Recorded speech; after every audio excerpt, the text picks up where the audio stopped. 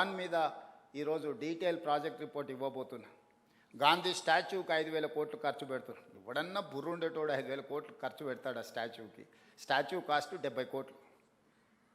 ఆడ విజ్ఞాన మందిరం మొత్తం కట్టడానికి 100+ ఏదో అవుతుంది. టోటల్ కలిపితే కూడా 200 కాదు. అంబేద్కర్ భవన్కి 220 కోట్లు పెట్టారు, సంతోషం. మహాత్మా గాంధీ ఒక విజ్ఞాన కేంద్రానికి ఒక 200 కోట్లు పెడితే మీకు వచ్చిన కష్టం ఏంటి? దాన్ని 5,000 కోట్లు 10,000 కోట్లు అని చిలువలు పలువలు చేస్తారు. నిజం గడప దాటకంటే ముందే అబద్ధం ఊరంతా తిరిగి వస్తుంది. ఇట్లాంటి దగ్గరనే మహిళా జర్నలిస్టులను నా రిక్వెస్ట్ ఒక్కటే, వాస్తవాలను మీరు ప్రజలకు చెప్పండి. అంతెందుకు ఈ గేట్లకు ఎప్పుడన్నా వచ్చిండ్రమ్మా? ఎవరు ఎంతమంది ఉన్నారు చేయొద్దండి గేట్లకు వచ్చిన వాళ్ళు గతంలో? ఇప్పుడు కాదు, గతంలో 5-6 మంది ఉంటారా? గతంలో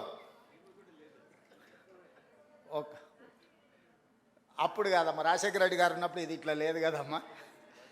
గడిగా ఉన్నప్పుడు ఎప్పుడైనా వచ్చారా? ప్రజాభవన్ అయినాక వచ్చి ఉంటారు. గడిగా ఉన్నప్పుడు వచ్చిన వాళ్ళు ఏమంటే అప్పుడు కాదమ్మా. 2014 నుంచి 2023 వరకు ఇందులోకి ఎంటర్ అయిన వాళ్ళు ఎవరున్నారు? ఒక 4, 1 2 3 4 నలుగురు ఉన్నారు. సో ఈరోజు ప్రతిరోజు ఈ భవన్లోకి ప్రజలందరూ వస్తున్నారు. ఇది ప్రజలకు వేదిక, ఇది ప్రజా వేదిక, ఇది ప్రజా పరిపాలన.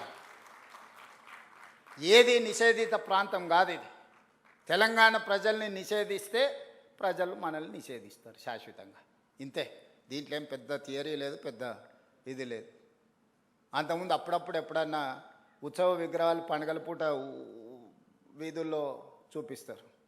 అంతకుముందు ఉండేటైనా అట్లా ఉత్సవ విగ్రహం లాగా అప్పుడప్పుడు మీకు కనిపించేటోడు. నేను ఎప్పుడు మీ మధ్యలోనే ఉంటున్నా. ఏ రోజైనా నేను సెలవు తీసుకున్న రోజు ఉందా? ఏ రోజైనా ఎవరైనా కలుస్తా అంటే కలవని రోజు ఉందా? అందుకే మహిళా జర్నలిస్టులకు కూడా నా విజ్ఞప్తి ఒకటే, మన రాష్ట్రాన్ని మెరుగుపరుచుకుందాం. మీ సహకారం ఉండాలి. మహిళా దినోత్సవ సందర్భంగా సంకల్పం తీసుకోండి. ఈ రాష్ట్రంలో మహిళలకు రక్షణ కల్పించడమే కాకుండా ఈ రాష్ట్రంలో మహిళలకు అవకాశాలు ఈ రాష్ట్ర ప్రభుత్వం ఇస్తుంది.